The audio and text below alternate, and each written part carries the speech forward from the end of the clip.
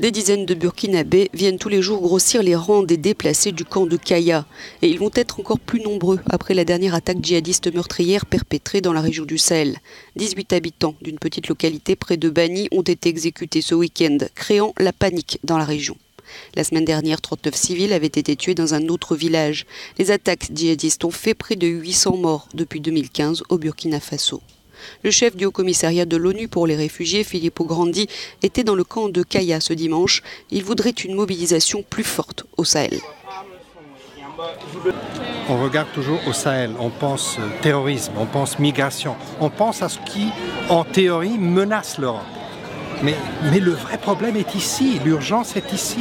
C'est ici que les gens souffrent, sont tués, les femmes violées, les petits-enfants ne peuvent pas aller à l'école. C'est ici où il faut intervenir avant que cette crise ne devienne ingérable. Les forces de sécurité burkinabées n'arrivent pas à enrayer la spirale de violence, même avec l'aide de militaires étrangers, comme ceux de l'opération française Barkhane. En attendant l'implication plus grande de plus nombreux pays, la France a donc décidé de renforcer ses effectifs. 400 légionnaires, des troupes aguerries et une centaine de véhicules blindés rejoindront la zone des 3 frontières, Mali, Burkina Faso, Niger, d'ici la fin du mois, en plus des 200 légionnaires envoyés en janvier. Au total donc 5100 soldats français. Paris veut ainsi donner un coup de fouet à la mission des forces du G5 Sahel contre les groupes armés salafistes djihadistes et amorcer le lancement de la task force européenne Takuba l'été prochain.